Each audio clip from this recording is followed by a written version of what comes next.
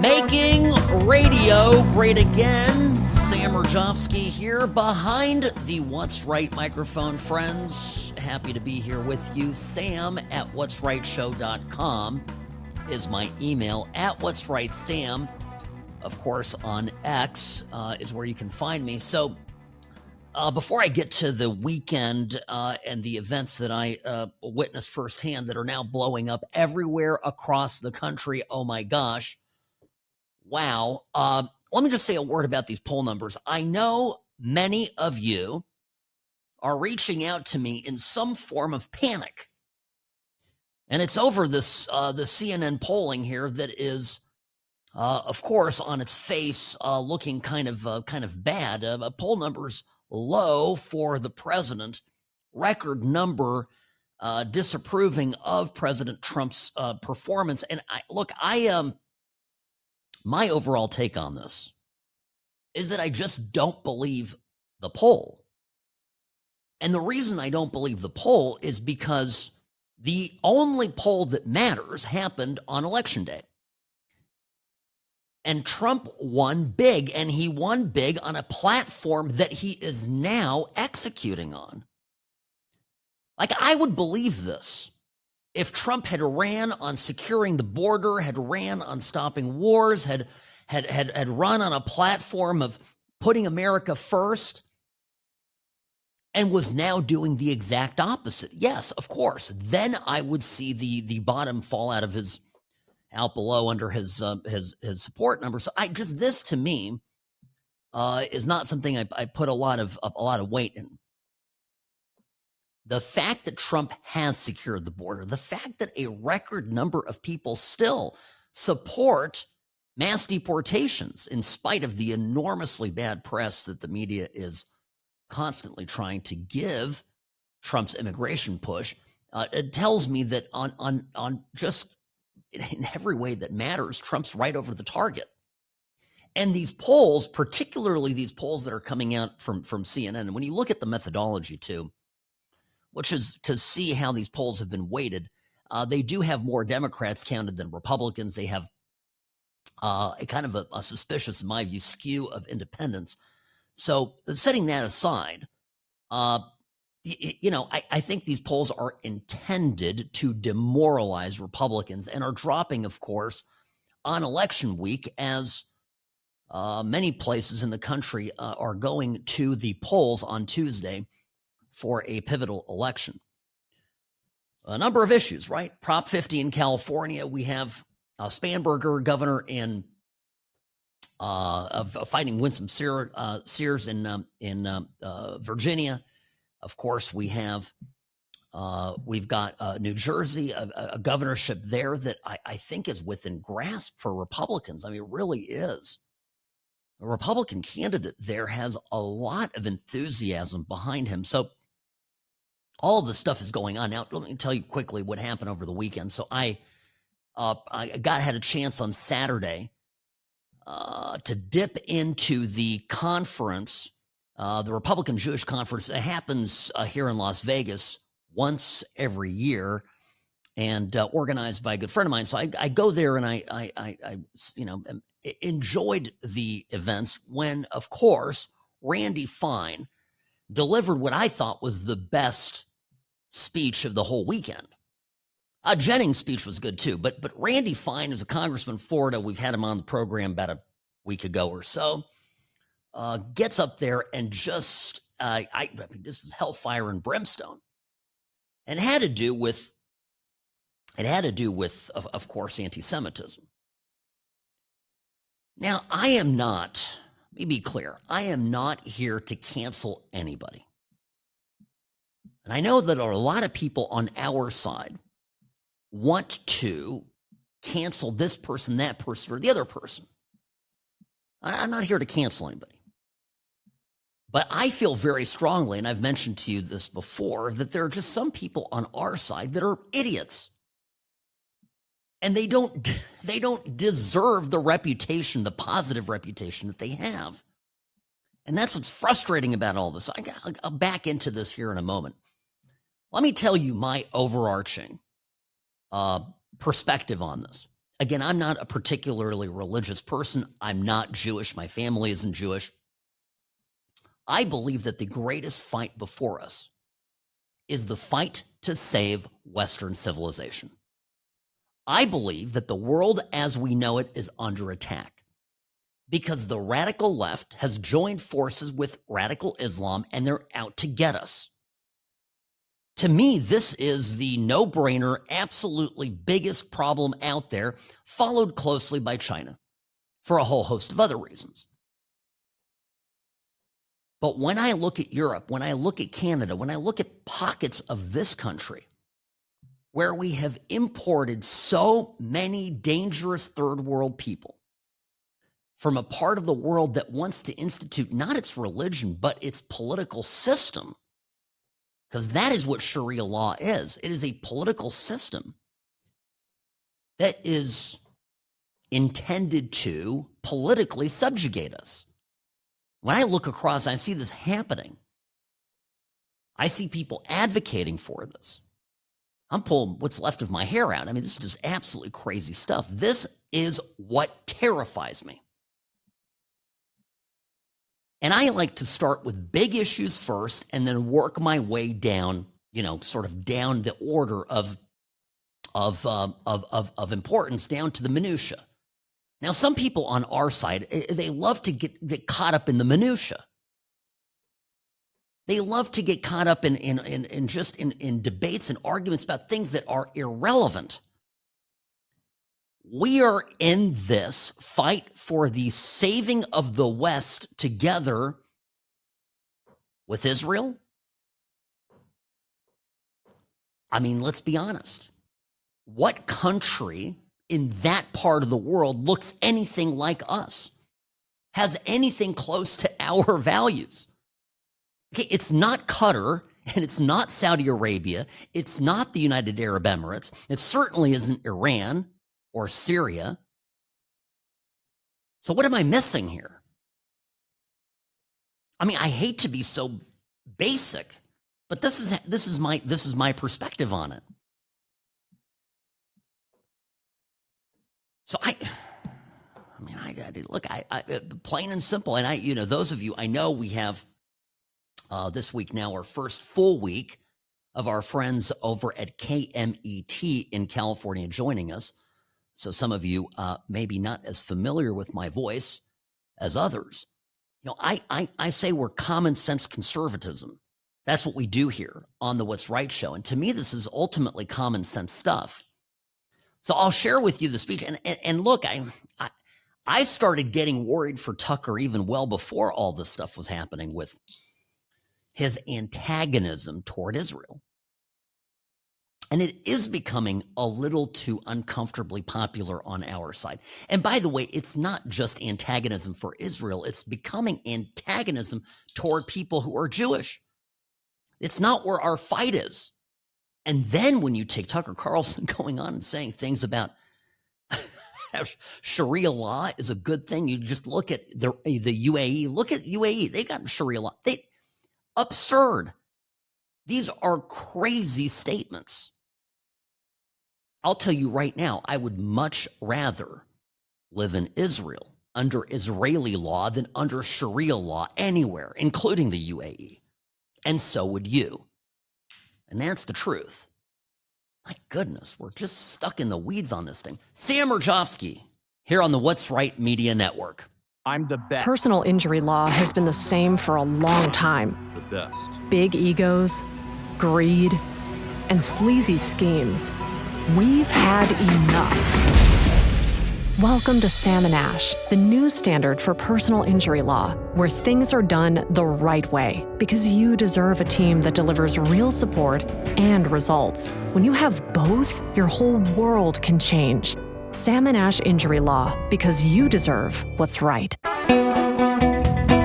Hi, okay, back behind the What's Right microphone, Sam Mirejovsky here, Nevada's favorite recovering Californian. Welcome to our new KMET listeners. Grateful to have you with us, joining the What's Right Media Network. sam@whatsrightshow.com. That's the email that you can reach me at. Do email me with questions, comments, concerns. So, yeah, I'm at that conference where Randy Fine gave the speech. Randy Fine is, let me tell you guys, this guy's an absolute firecracker, okay? And he is going after, he's the guy who's got the no Sharia bill that he's putting forward in the House. He's got a co-signer in the Senate on it. I mean, he's tireless. We are fighting for the same thing. So this endless nonsense about Israel and Jews and whatnot that I'm constantly hearing from, frankly, just a handful of idiots on our side is frustrating. The fight for Western civilization is where it's at. Here's a flavor of the speech. So I'm there. I'm sitting there, second row, and Randy Fine gets up there. Huge, raucous welcome, of course, and yeah, this is how it starts. And I could stand up here all day and take shots at the left. I like it. It's how I got that nickname they told you, the Hebrew Hammer. But I'm here for the kids down here because it's easy to talk about anti-Semitism on the left. I want to talk about the dark force rising on our side. Multiple speakers have talked about the rise of anti-Semitism on the right. But it is not enough to speak in platitudes.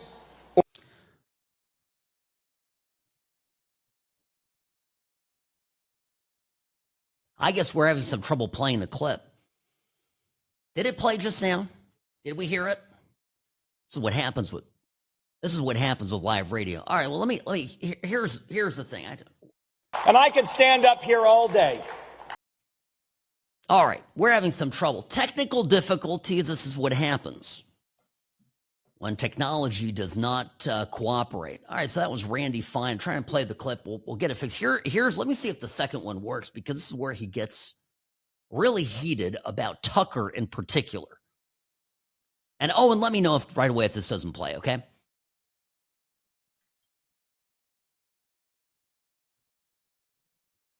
Well, good. All right. This is fun. Well, we'll get to them. Listen, it's okay. This is what happens. Unfortunately, folks, sometimes the systems don't work. Well, he gets up there. Okay, so Randy Fine from Florida, who is a freshman congressman, who has already become fairly outspoken, a huge Trump guy, huge MAGA guy, really laid into Tucker. Now, I said this last week. I'm going to say it again.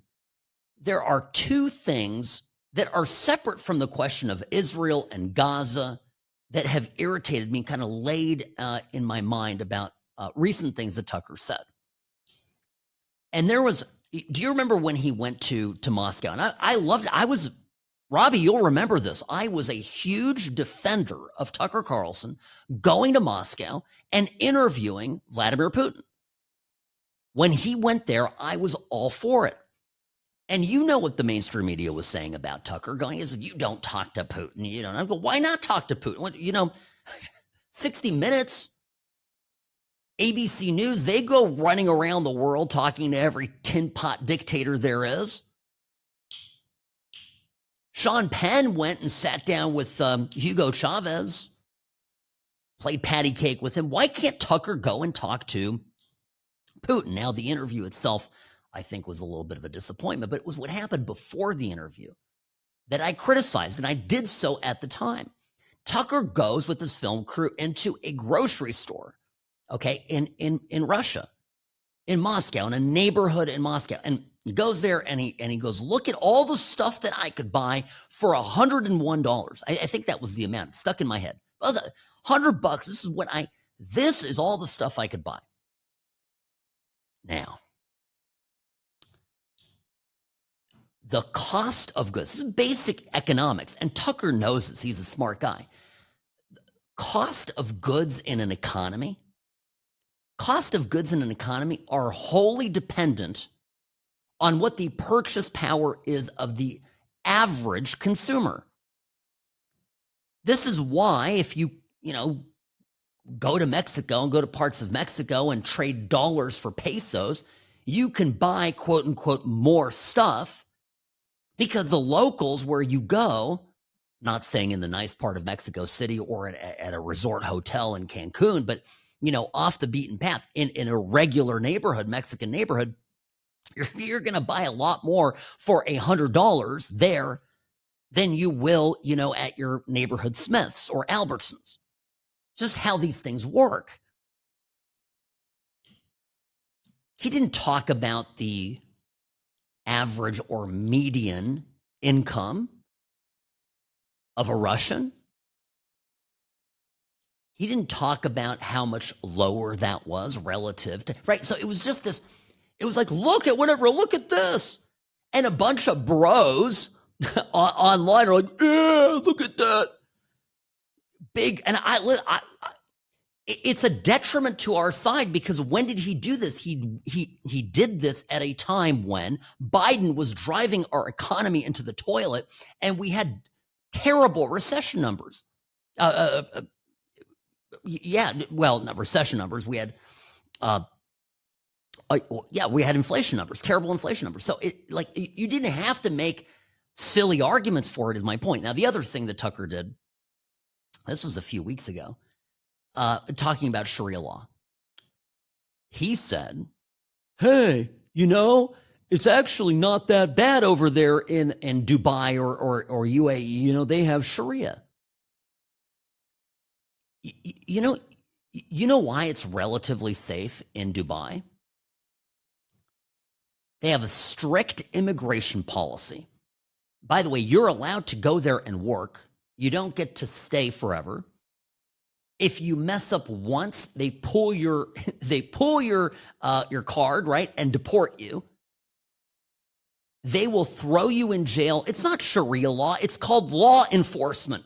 They have that there. It's something we don't have here, again, because of the Democratic Party. What the hell is it? It has nothing to do with Sharia law. It's not Sharia. It's called just enforcing law.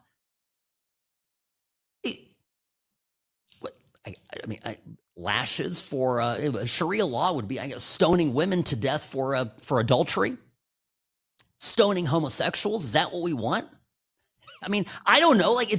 It's a completely absurd argument, is my point.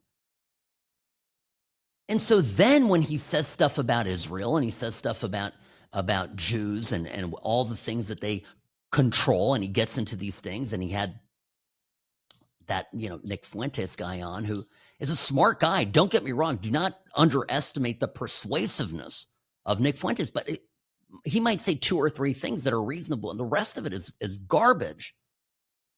So again, I'm not looking to cancel any of these people. My point about this is that we shouldn't be defending it. And we shouldn't let it persuade us, because the Democrats, the left, they are the party that loves Hamas. They are the party that wants to destroy Western civilization as we know it. They are the party that wants Israel to go away. They're the party of anti-Semitism.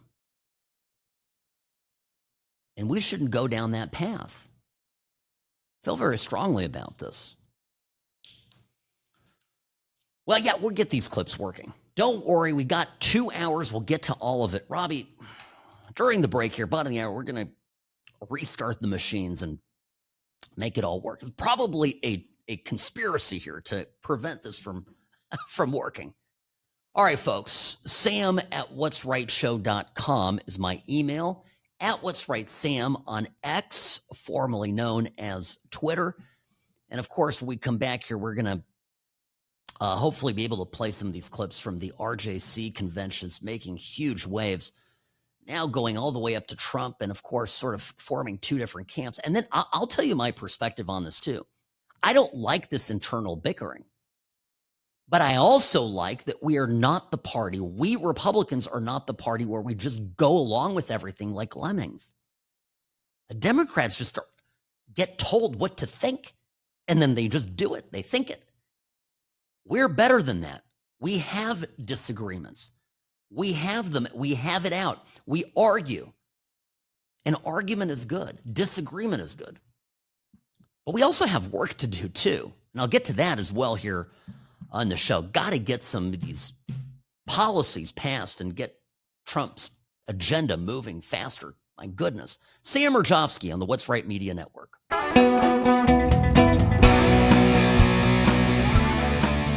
Nevada's favorite recovering Californian, broadcasting live here from beautiful downtown Las Vegas. In spite of technical difficulties, getting through this hour of radio excellence with flair and aplomb.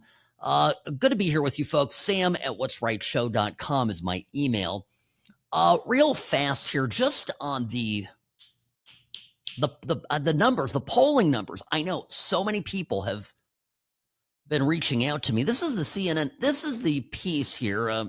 This morning broadcast, CNN talking about these polling numbers and thinking they got a real gotcha on President Trump. Approval rating right now, John, sits at 37%. That is a low mark in this term for Donald Trump. His disapproval is at 63%. That's a high mark for his entire time as president, first and second term combined. I will say Democrats and independents fleeing him, of course. Republicans still with him, which is why we'll see him doing these tele-rallies tonight for the Republican candidates for governor. Take a look over the course of this year. You'll see down here, mid-February, late February, he was at 47, 48% approval. That was a honeymoon period after the election. He's now been steadily going down all year long. Why? One of the reasons why, it seems, is that the American people think he's gone too far when using presidential power. 61% say so, way up from February. And deporting undocumented immigrants, 57% of Americans in this poll, John, say that he has gone too far in doing that. And in fact, he said just the opposite on 60 Minutes last night. Well, we'll put a pin in the deportations a bit right now, because, Robbie, I want to pull up that poll about deportation specifically. Does anybody actually believe, so honest question, does anybody believe that Trump's approval dropped 10% among Republicans since he was inaugurated? Because I don't know. I'm telling you right now, I don't know of a single Republican that has voted for Trump who feels worse about him. I don't even know very many people who feel the same about Trump. I'll be honest, what I'm hearing about Trump is almost across the board, people like him even more. And the reason Republicans like him more, and maybe look, I mean, if you disagree, and tell me, email me, because this is a very interesting point for me to follow. When you run as Trump did on certain basic things, right? He ran on tariffs. He ran on repatriating U.S. jobs. So what did he do? He got to office and began aggressively negotiating with foreign countries to right-size trade deficits. What else did he run on? He ran on the border. He ran on securing the border. Did he do it? Yeah, he did it immediately. He also ran on deporting people. Is he doing that? Absolutely. Now, some of it is tough to watch, right? And I know you open social media, you even watch the evening news, and there are videos of ICE agents, forcibly removing crying, hysterical people. And, you only find out sort of later, once there is a deeper dive done into the situation, that the person, not only had a 15-year-long, deportation order already standing, like they were 15 years late for that event that we're seeing unfold, but they also had a few felonies, right? They also weren't, a Boy Scout. They also weren't a good, solid citizen.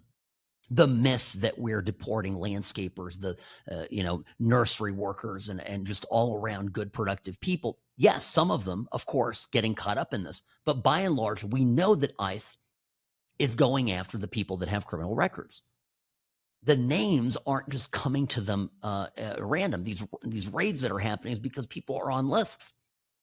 They know their immigration status. They know they've been convicted of a crime. They know they've been released by the, let criminals get away with everything criminal justice system in these blue cities and blue states. And those are the people that are getting targeted. And this is why overall, people are feeling positive. Now, this is the crazy thing. So CBS News, and this is why I don't believe, Robbie, thank you for pulling this up for me, why I do not believe CNN numbers about Trump's approval rating. Here was the poll. This was released today and covers a time period from the 29th to the 31st of October. Trump administration's program to deport immigrants legally in the U.S. So overall, 52% approve and 48% disapprove. Of the whole country, not Republicans. I mean, by the way, you know what it's broken down? 92% of Republicans approve and only 8% disapprove. 47 independents approve, 53% independents disapprove, and only 15% of Democrats approve, while 85% of Democrats want to keep the illegals in the country. That's something to remember. It is almost exactly inverse. 92% of Republicans want to get rid of illegals. 85% of Democrats want them to stay. And against this backdrop, you're trying to tell me that Trump's approval among Republicans is down 10%? There's no way in hell. I mean, the only thing that Republicans could be mad about is Trump didn't seize enough king-like powers to push his agenda through. I mean, I guess that could be the criticism. And by the way, when we're talking about Israel, and I'll get to the clips here from the RJC because everybody's talking about it right now. All Republicans are up in arms about the conference I went to over the weekend.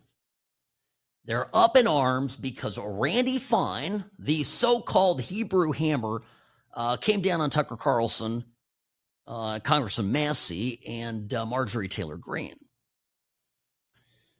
Well, the reason, nobody wants to know, nobody wants to hear this. The reason that Trump was able, in part, to get a peace deal done in Gaza, a ceasefire done in Gaza, is because Trump is able to forcefully talk to Netanyahu and get Netanyahu to cooperate. Excuse me. While at the same time, Trump is able to stare down Hamas. Trump is not Israel's puppet. And this is one of the things that bothers me actually about the whole Tucker Carlson crowd and the Marjorie Taylor Greene crowd is they're going around pointing fingers at Trump and literally calling him, in some cases, a Jewish puppet. It's absurd. They're tropes and it's ridiculous. You think Hamas would take Trump seriously? You think Qatar would take Trump seriously if he was just Netanyahu's puppet? It's not how deals work. You got to come down tough on both sides. So it's just a little aside on this. Trump, everywhere in his agenda, he's succeeding. So anyway, here, let me get to I'll play it now. Because I've got it here. This was Randy Fine on Saturday. I was there in the room when this happened. Of course, I've had Congressman Fine on the program before. And fair disclosure, I like him, and I like some of the stuff that his policies and things that he pushes, and he's unabashedly a MAGA supporter and a Trump supporter. So here we go. 5 years ago, if I was talking to my father, who's watching, hi Dad, if I was talking to my father at 8:59 p.m. at night, he would say, Randy, I gotta go. Tucker Carlson's gonna be on. But make no mistake, today, Tucker Carlson is the most dangerous anti-Semite in America. He has chosen to take on the mantle of leader of a modern-day Hitler Youth, to broadcast and feature those who celebrate the Nazis, those who call for the extermination of Israel, to defend Hamas, to even criticize President Trump for stopping Iran's nuclear ambitions. Friends, make no mistake, Tucker is not MAGA. I'm sitting there and I go, ooh, oh, this is going to make the news. And I was actually surprised, Robbie, that it didn't make the news. It really didn't start to blow up until today. Have you noticed that? I mean, this went down 2 days ago. Yesterday. Yesterday started to percolate. What's my reaction to it? Well, Tucker, I can't get into Tucker's head. Obviously, an extraordinarily talented guy, a great writer, but I think in some ways a bit of a lightweight. That's my take on it. And I don't know. I don't know why he will sits down and interviews people who are full of it. Who was that? Who was that? What was that person? The nun from yeah, from Jerusalem, who had a mustache. And if you actually look the person up and see what she's all about, I mean, it's a bona fide crazy person. And she's talking about how she, as a Christian, is safer with the Hamas people than she is with the IDF. I kid you not. That's absurd. And it's one thing, I'm all for having conversations with people. So you have that person on, but he doesn't press her. He doesn't follow up. He just lets her talk about that. And then a bunch of weirdos online, all because they heard it on Tucker, go, oh, that's how it happened. I mean, we got to use some common sense here, right? Like, in no planet is that real.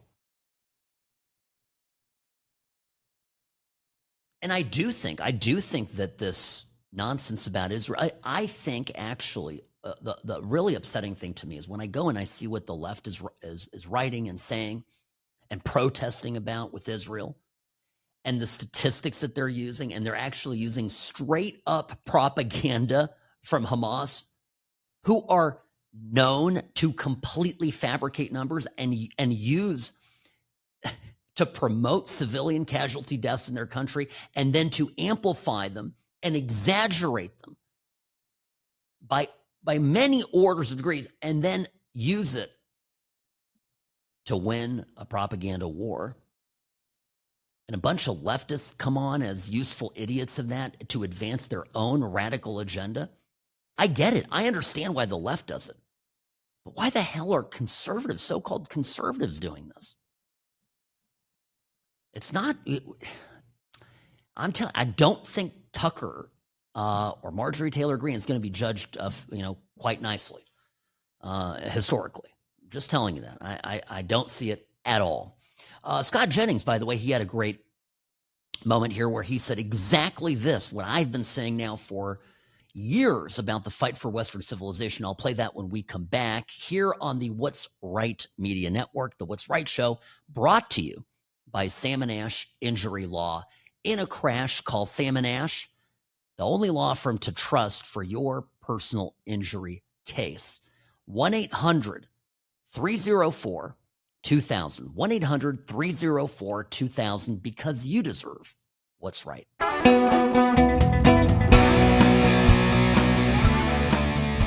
Sam Mirejovsky here. Brief word about Sam & Ash Injury Law, offices in Nevada and California. Let me tell you, you drive around town, wherever you are, whether it's in California, Nevada, or between the two states on the 15 freeway, and you see the billboards, the different crash clown lawyers. And you probably just, if you're anything like me, have a visceral reaction. I would never hire that idiot, right? You just look at the board and you already know that's not the kind of person you would trust your injury case, your life to.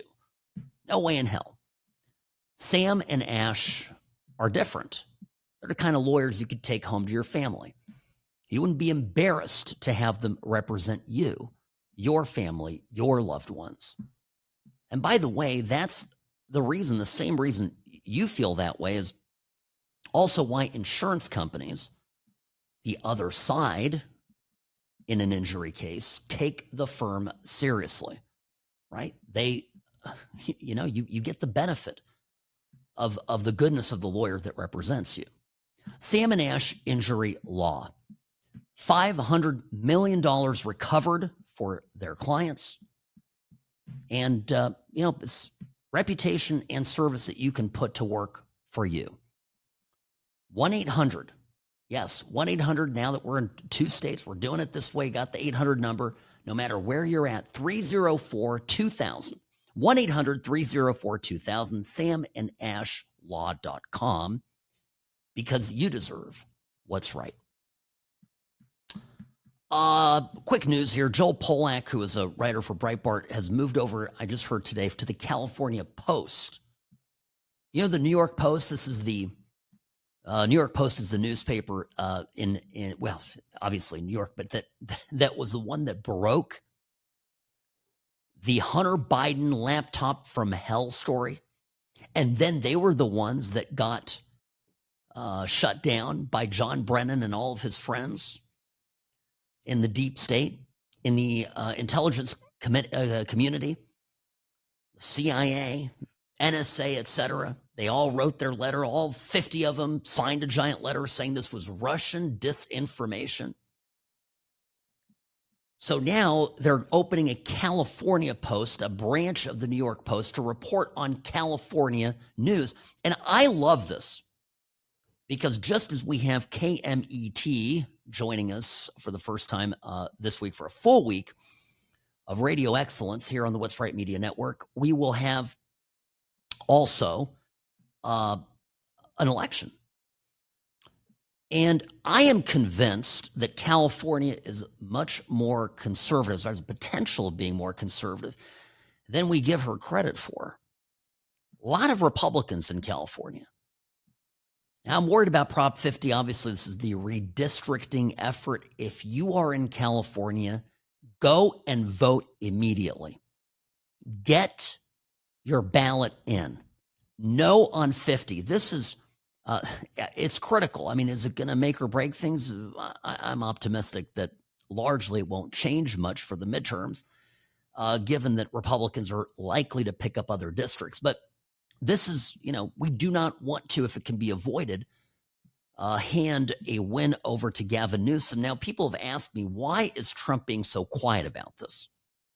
Why isn't Sam Trump holding rallies the way he did in 2024 in California? Even though he couldn't win California, he could at least rally Republicans to go out and vote in the general election and drive up vote totals nationwide, contributing to what I think was Trump's win, of course, in the popular vote.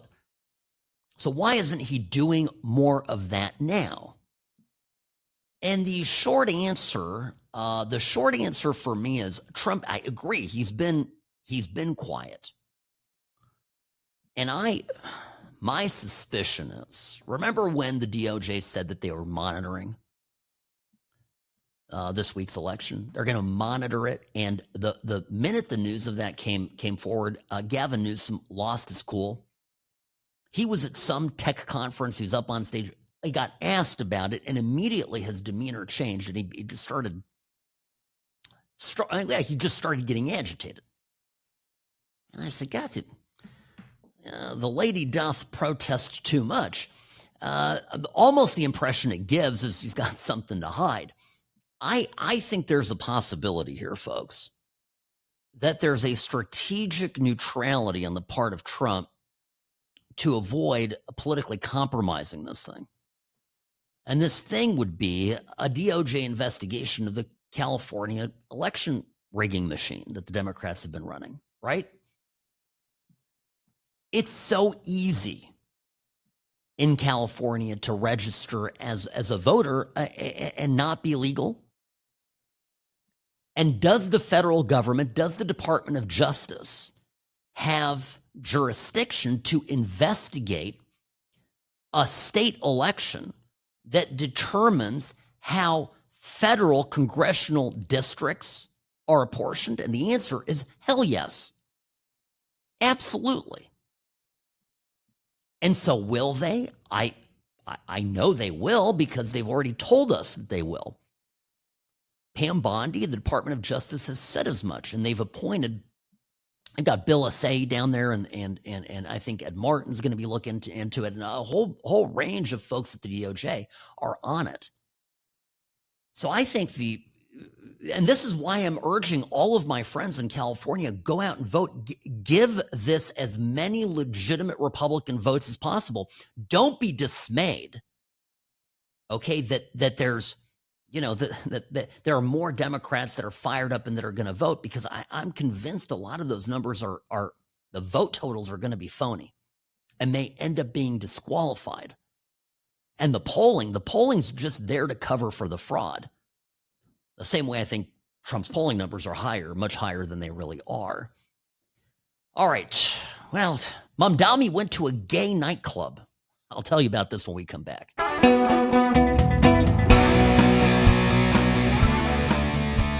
No. The election in New York, pisses me off because it's not the responsibility of the Republican to drop out of the race. Plain and simple. Sam Mirejovsky here, folks. Welcome back. Sam here behind the What's Right microphone.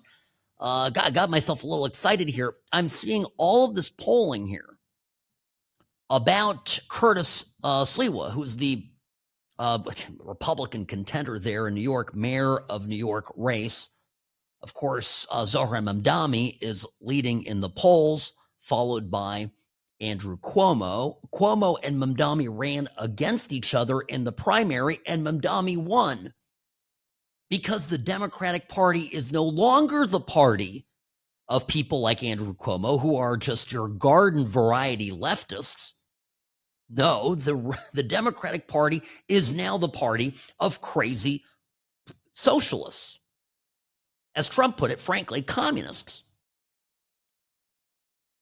And by the way, the Democrats were like, no, Zohran Mamdani's not the face of the party. I'm sorry, he just won a major primary that your party had for in the mayoral race, and now he's poised to win the general election there in New York and become mayor. And it's not the responsibility of the Republican to clean up the mess that the Democrats created. Sam at what'srightshow.com is my email, at What's Right Sam on X. I also disagree with George Will, who sat down with Bill Maher to explain that actually Zohran Mamdani getting elected is going to be a good thing. This is what he said. I want him to win. You want him to win? Yeah. I think every 20 years or so. Wait. We need every 20 years or so, we need a conspicuous, confined experiment with socialism so we can crack it up again. Socialist slogan used to be, workers of the world unite, you have nothing to lose but your chains. The new socialist slogan is, trust us, this time it won't be a mess. So, when the post-war Labour government in Britain was about to get started, one of their leading lights was a socialist named Nurian Bevan. He said, what could go wrong? He said, we have a nation bedded on coal, surrounded by fish. It would take an organizational genius to have a shortage of either. In 3 years, they had a shortage of both. That's socialism. Of course. And we principally and fundamentally understand this. But it's not a good idea to just give up New York City. It's still our biggest city. It's still New York. And I like this. I sometimes have my differences of opinion with Steve Bannon. But I heard him, apparently he came out on his War Room podcast very strongly against the sort of thinking, well, I'll just leave for Florida. Well, I'll just go to Texas. Well, I'll leave New York. Because we can't just keep giving up. We can't just keep allowing them to win. And look at all the damage. Remember in 2020? I mean, I try to put a brave face on it here on the show, but the devastation of losing the 2020 election, having Trump leave office, and then turning the country over to 4 years of Biden. Look at how much damage Biden was able to do to America. in a relatively short period of time. Everywhere that administration went, basically everything it touched turned to crap. And it's going to take the next 4 years to fix it, and it may not even all get fixed. It's always easier to destroy things than to repair them and bring them back up. It's like law enforcement, right? Crime. It takes a while. It takes sustained effort to clean up rising crime.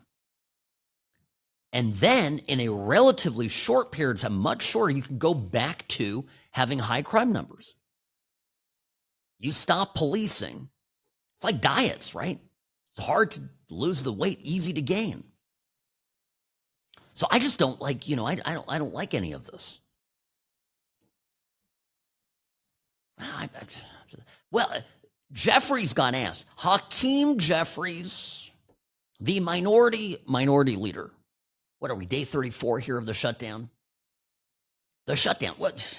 It's all going to peter out after the election. Of course, this is what conventional wisdom is right now in D.C. I've been telling you this. Waited for no kings. Now we got the election Tuesday. Following the election on Tuesday, well, we'll see what we get. But Hakeem Jeffries got asked if Mamdani's the future of the party. He's like, oh, no, he's not. Do you see Mamdani as the future of the Democratic Party?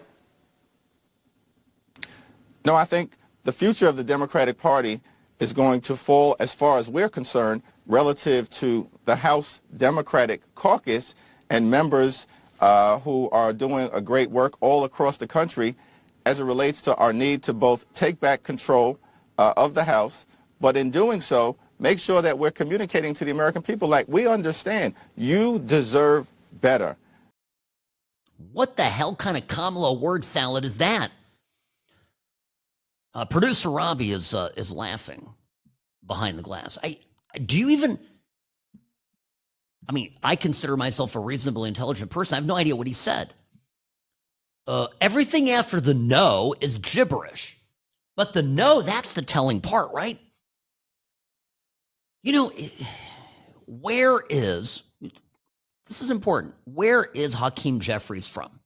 What's his constituency, right? New York City, okay? Where is Chuck Schumer's constituency? New York City. And compared to Mamdani, both Chuck Schumer and Hakeem Jeffries are relatively moderate. Okay, in that they're not communist Hamas supporters, right? Don't look at me like that. They're not. Hakeem Jeffries isn't.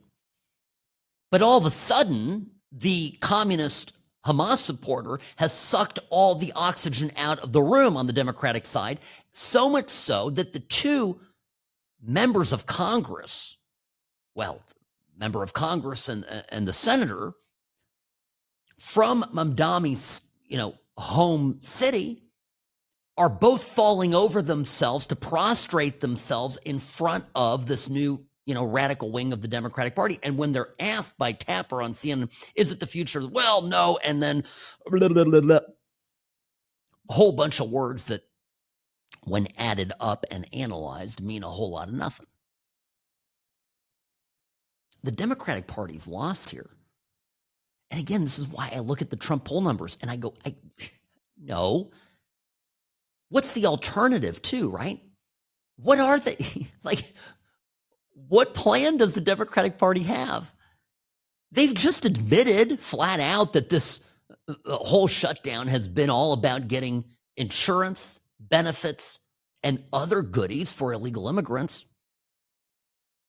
When you look at the polling, it's Democrats, 80-something% of Democrats that don't want to see anybody deported. They want to keep the illegal immigrants in the country, knowing full well that it is a source of political power for them.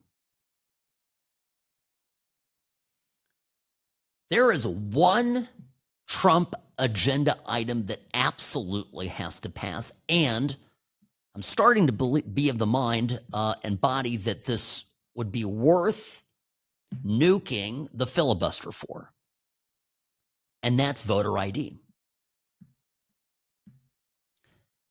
Imagine this. Hear me out on this. The next presidential election, forget the midterms in 2026, voter ID.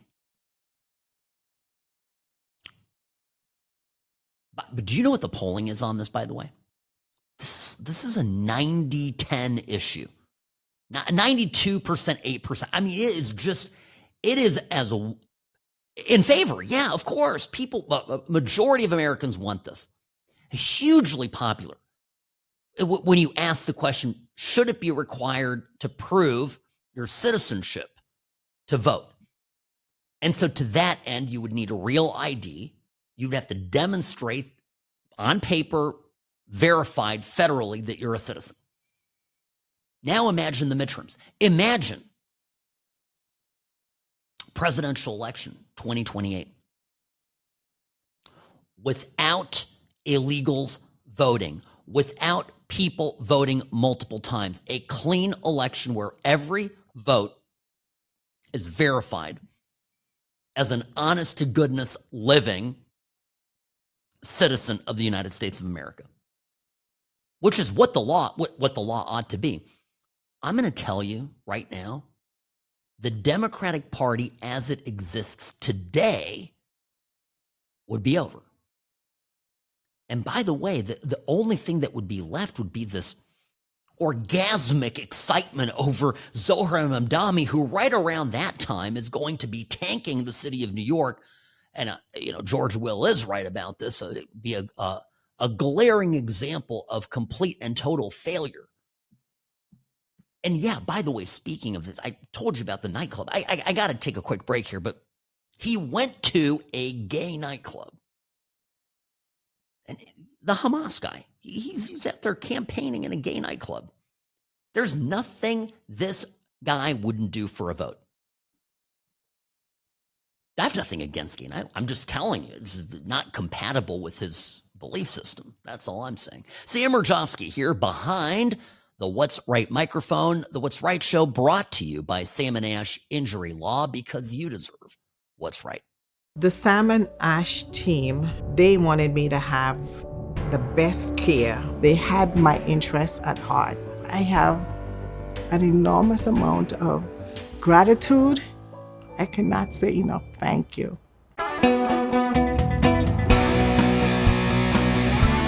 Yeah, Trump weighed in on Mamdani too. That's classic Trump here. Sam Mirejovsky behind the What's Right microphone. Greetings, friends. Great to be with you. So Trump gave the interview on Sunday that aired the CBS 60 Minutes piece. Norah O'Donnell, this interview making waves for all sorts of reasons. Trump gave a broad-ranging interview. He was absolutely fantastic. Don't listen to what people are saying about this. It was great. Even the parts that they cut where Trump got feisty over some of his coverage by CBS News. But anyway, here he gets asked about Mamdani. And I mentioned just last segment how Trump called him a communist, not a socialist. Here's the moment where he let everybody know, Norah O'Donnell included, what he thought. Zohar Mamdani, 34-year-old Democratic socialist. He's the front communist, not socialist, communist. He's far worse than a socialist. Some people have compared him to a left-wing version of you, charismatic, breaking the old rules. What do you think about that? Well, I think I'm a much better looking person than him, right? You can't not love Trump. Well, I think I'm a much better looking person than him, don't you? And by the way, this is the difference between us and them. We can have fun and poke fun. Do you know how many people have responded to this clip? Ever since it aired, criticizing Trump's ugly appearance. Now, it's actually self-deprecating. It's a guy who's almost 80 saying that he is, what's Mamdani, 40? Not even.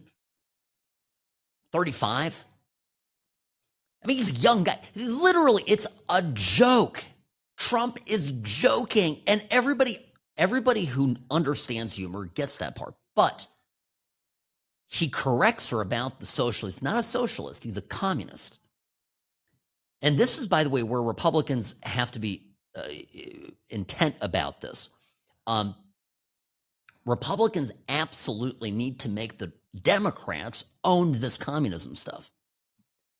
Because my entire life, as I've been following politics, I have observed at least a lot of socialism, communism, ideas, that kind of stuff, collectivist, confiscatory policy coming out of the Democratic Party. But they were in great pains to never openly identify as that.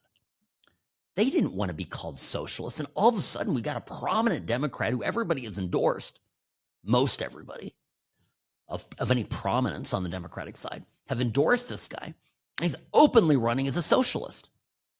So let's just make them go all the way. Trump is doing something here that's it's a persuasion technique, and he's pushing it deliberately. Okay, so there it is. Oh, it's good. Jennifer Welch, yeah, she's the Bravo reality TV star, and she's all in for this guy. This woman, she's posted some crazy stuff. She's got this podcast that she appears on with another Karen-like liberal woman. Here's what she says about Trump and Mamdani. She's so acerbic. And again, this is what I'm saying. People are not having any fun with this. Everybody's so terrified of Zoran because they're going to see somebody who is Muslim, but that's over here because we live in a secular society. Right. But fights for the poor, fights for trans kids, fights for drag queens, fights for books, doesn't pal around with war criminals and terrorists like Benjamin Netanyahu, like Kanks does. So the person who pals around with terrorists, Bill Maher, is Kanks. It's him. He's the one that does that, not Zoran Mamdani. And this is nothing more than bigotry and racism in motion, wrapped up as I am a thought leader. And I just think it's such bullshit. And maybe this works on your new MAGA base that watches your show, but I just thought it was disgraceful, intellectually lazy, and intellectually dishonest. Okay, so Mamdani, okay, he is charismatic. Unlike Kanks, I think she's referring to Kankles. Trump has Kankles. I thought these people were all about body positivity, first of all, Robbie. I think these are people that were trying to push the 350-pound women into the Victoria's Secret modeling, catwalks across fashion capitals had to be fortified because of the large models that were brought in because body positivity. And all of a sudden, when it comes to Trump, they talk about how old he is, how nasty he is, how he has cankles. And the irony is this woman is not young. She's had more plastic surgery. She's like borderline open casket. But they make it all but they think Mamdani is just the greatest thing ever. And I say, let them have it. It's wonderful. Make him the new patron saint of the Democratic Party. When asked about this, Hakeem Jeffries, his instinctive answer to the question, is he the new face of the party? His instinctive answer was no, because blah, blah, blah, blah, word vomit. But the instinctive answer was no. But, this Jennifer Welch lady, who has a very popular left-wing podcast and has a lot of liberals following her, is saying all in for Mamdani. He's Muslim, but he likes trans kids. I don't know. How's that story going to end, Robbie? You think?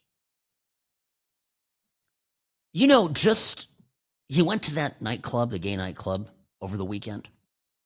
And I'm a secularist. If gay nightclubs are great, probably not where I want to hang out, but they're great.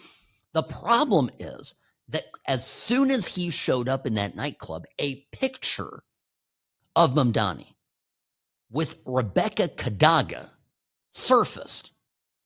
And she is a Ugandan official, this is Mandani's home country, who had pushed anti-gay legislation. She actually put forward a bill in Uganda that proposed life imprisonment or the death penalty for homosexual acts. You know, when I say, how's this story going to end? I'm telling you, the left is so dumb. They just love Mandani because he looks good and he feels good and he's making them feel good. But in substance, a very dangerous person. This is why I actually worry about New York and the situation there. Okay, got to take a quick, obscene profit timeout. Sam Mirejovsky here on the What's Right Media Network. This hour of the program brought to you by Sam & Ash Injury Law.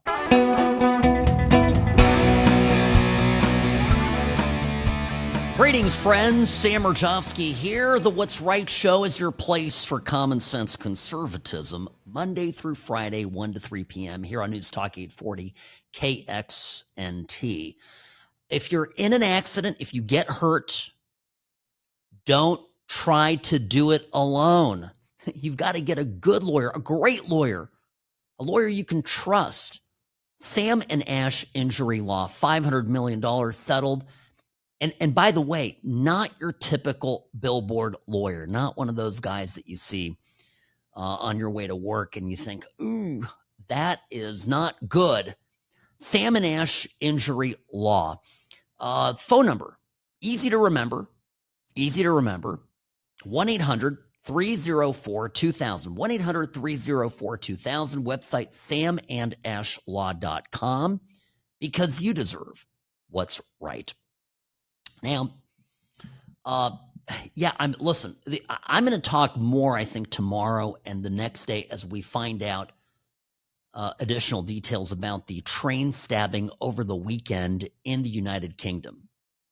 They are at pains to call the attacker a British man.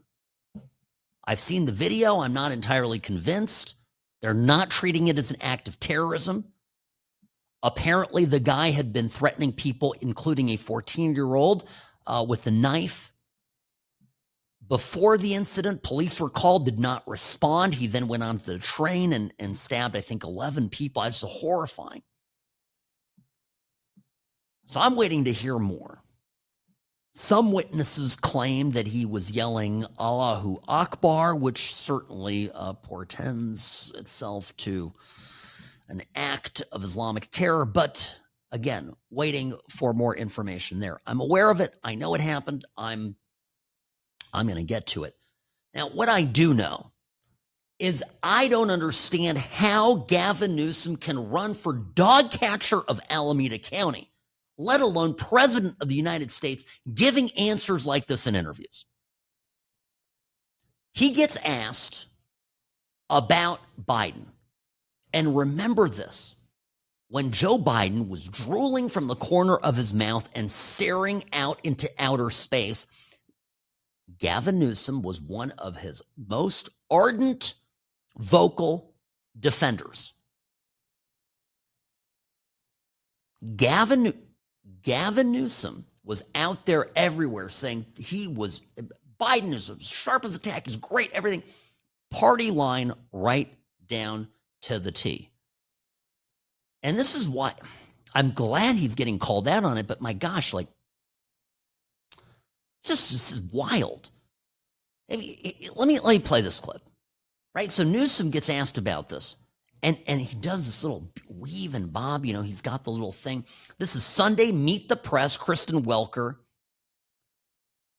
I love the use of the word legitimately. Did you legitimately believe that Joe Biden had any business being president, running for president, etc.? Did you legitimately believe that he was capable of serving as president until January of 2029? Yeah, I think my focus was frankly situational. It was making sure Donald Trump didn't get back into office to experience everything that we're experiencing today. And there was no interaction I had that suggested otherwise. What do you say to Americans who feel misled by you and other top misled Democrats. In what respect? He decided to step about the down. mental acuity of President Biden, that they wish you'd sounded the alarm sooner to give way for an open convention? I'm not going to substitute myself for someone else or for popular opinion.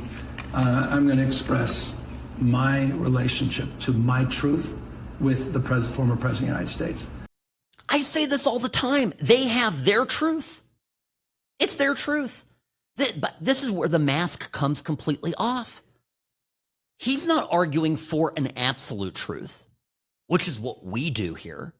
At least I am. I am obsessed with getting at the absolute truth of things. Sometimes I change my mind on topics. I find out more information. I pivot.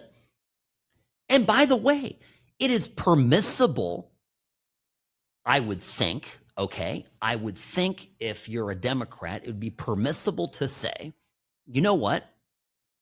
I didn't have reason to believe that Biden actually was dementia-addled, but I have since learned that that's the case. You could pull a Jake Tapper. I had no idea, but now it's obvious. But this mother effer is so stupid, and I mean Gavin Newsom, that he actually out loud on a national news program, this guy's running for president, goes and says, it's my truth. It's situational. It was just what was convenient. God, I mean, to all of my friends out in California, I am so sorry that this guy is your governor.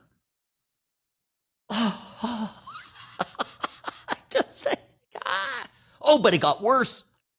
So he's on Kristen Welker, and he has the, well, I'm not even going to give it away. He has the audacity to tell you exactly what you're thinking and turn it around to mean somebody else other than him.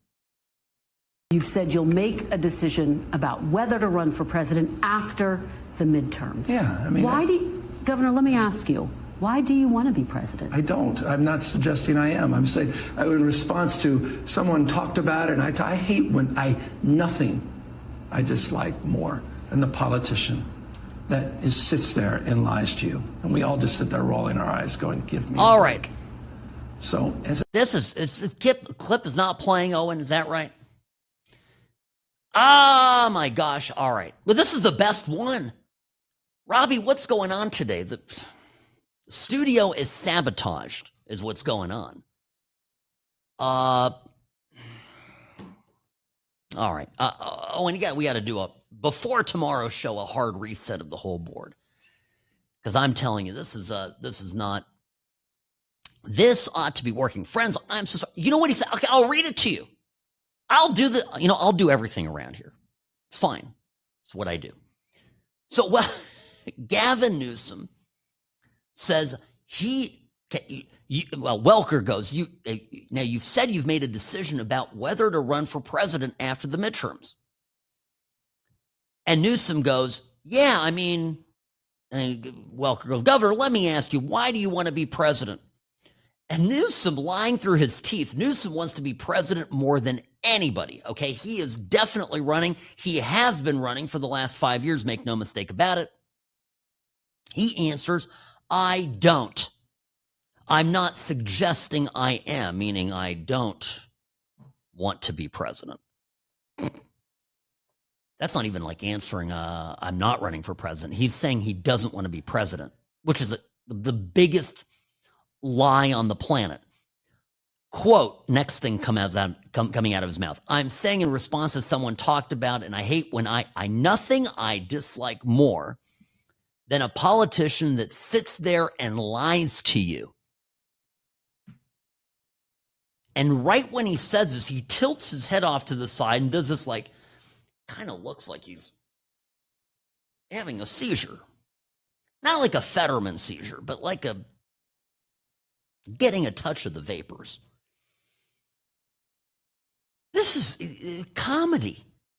It's absolute comedy.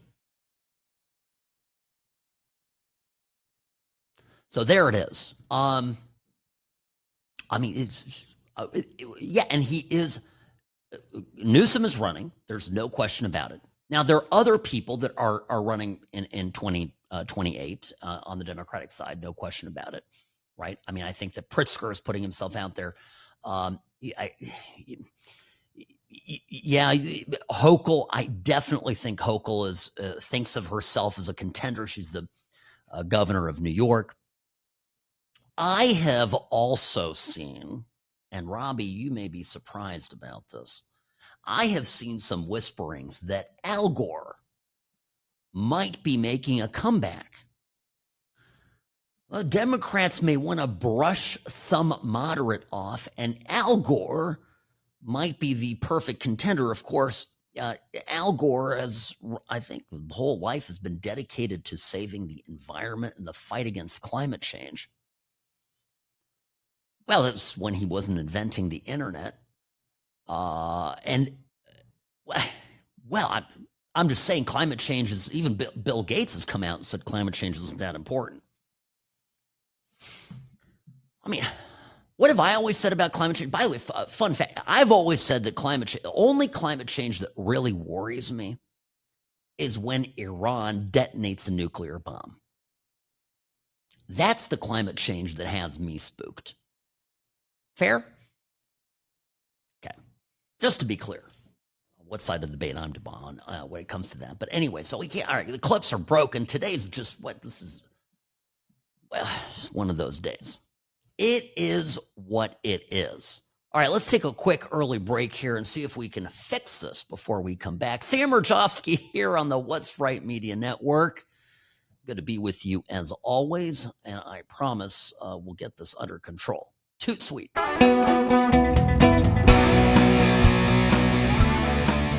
All right, greetings, friends. Sam Mirejovsky here behind the What's Right microphone, and working through our technical problems today. I promise tomorrow we'll get this all sorted out. I mentioned this earlier when I went to the RJC, and Scott Jennings, who I adore. I think he's just an all-around great guy. Love seeing him on CNN just destroy people. This is what he said about the fight for Western civilization. And I wholly endorse this view. So I just want to play this from you. This is from the weekend from Las Vegas, the Republican Jewish Coalition. As I close, let us remember that defending Western civilization is not an act of nostalgia. It is an act of stewardship. We are heirs to a legacy purchased by the courage of those who came before us, men and women who believed that truth was worth dying for and that freedom was worth defending. The Jewish people know this better than anyone. For millennia, they have been the keepers of the flame, preserving not just their own traditions, but the moral foundation upon which rests all of Western civilization. Through exile and persecution, through pogroms and the Holocaust, the flame never went out. As Churchill said, it flickered at times, but it never died. And in 1948, it blazed forth again with the rebirth of Israel. That flame burns brightly today in the courage of Israeli soldiers defending their homeland, in the faith of those who still pray at the Western Wall and at the Shabbat table, and in the determination of every person in this room who refuses to be silent in the face of old hatred that has once again reared its disgusting head. Our charge is to keep the flame alive, to carry it into a confused world that desperately needs clarity, into a divided culture that needs courage, and into a dark age that still longs for the light. Because if we remain faithful to God and to the truths that built this great civilization, then our best days and the world's best days are still ahead. My parents, and I've mentioned this many times here on this program, grew up under Stalinism. And my father, of course, born during World War II, and so was a young boy of about 7 when the communists took control of their country, of Czechoslovakia. And I'll understand, especially if we look at Zohar Mamdani right now in New York, I understand how communism gets sold to people. It's very straightforward. It's all about envy. It's a very pathetic human emotion. when one man covets what another has. But the left has made a language around envy, a politic of envy, the pursuit of motivating people to vote for them, to support them, to encourage revolution against capitalism, for example, on the basis that it is unfair, that there is a capitalist cabal against them, conspiring billionaires out to get you, that life is fundamentally unfair, unjust, and that equity mandated by the state is the only answer. To me, I'm sorry, folks, to me, anti-Semitism is just, another shade of this same palette of political discourse. It's the Jews. They're at fault for everything, every problem you have. They're powerful. It's pathetic. It's the language of the left, not of the right. That's what always bothered me growing up, the far right, the Nazis. Nazis weren't far right, they were socialists.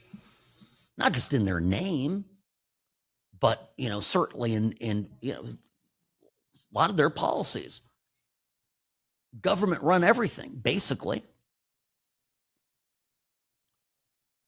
So I'm here to, I love what Scott Jennings says here. I love it. And it's the fight for Western civilization, because right now we have an unholy alliance between, the radical left and the jihadists.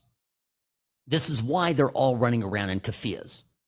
This is why you have the trans LGBTQIA plus, double plus, minus, whatever flags flying together with the Palestinian flags. It's a temporary, because it will not hold, it is a temporary alliance. The left is in bed with the Hamas people and the Islamists because they see it as an ally in their destruction of Western order, which they desperately need in order to build their utopia. And for the Islamists, they want to create a caliphate. They want Sharia law. Anybody that can help them with that, as odious and repugnant as they might be to their core mission, their core beliefs, is still a helpful ally. They need each other for now. And what actually terrifies me is that at the end of the day, it won't be the LGBTQIA plus flags that are out there waving. It's going to be the ISIS flags. It's horrifying. You already see it happening in certain parts of Europe and places you could never imagine this kind of societal destruction. So it's out there. This isn't science fiction. It's not dystopian. It's very real. No, I'm just this is what it is. So I'm going to follow the story because it's fascinating, of course, and we'll see how it shakes out. And again, if you missed the first part of the show, I'm not here to cancel anybody. By the way, I'm all for Tucker Carlson speaking and having a show and having a following. But I'm also entitled to my opinion and to criticize him, which I will when he's wrong. And he's been a lot of wrong lately.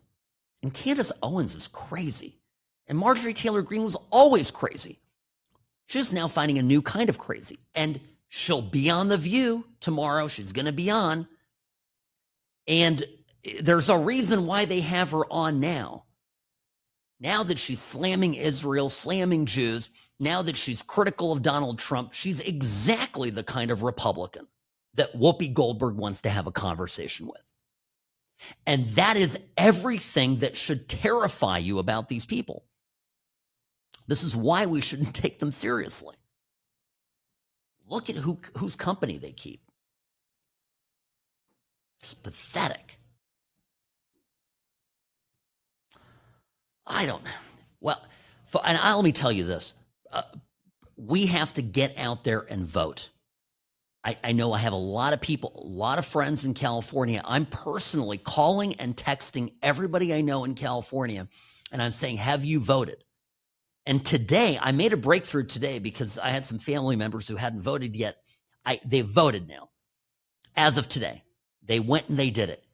Early voting in California in what is it? A majority of counties have early voting. And of course, election day, get out Tuesday, election day, vote. It's so imperative you go out and vote. This Prop 50, vote no on 50. Yeah, by the way, I mean, there's not a lot of court challenges. I've had a number of people ask me, what court challenges are there to Prop 50 if it passes?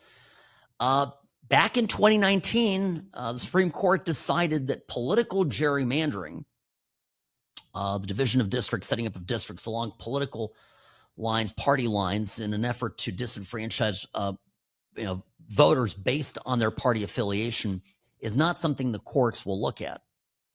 They won't even examine it. They call it non-justiciable. They don't want to hear it. And so this is probably gonna stand, unless of course the DOJ finds widespread fraud, which I think is a part of the story that we'll be talking about probably a week from today. Trust me. All right. We did it, Robbie. We got through all those problems with the board. Anyway, folks, we'll get it fixed tomorrow. I promise. Sam Mirejovsky here on the What's Right Media Network.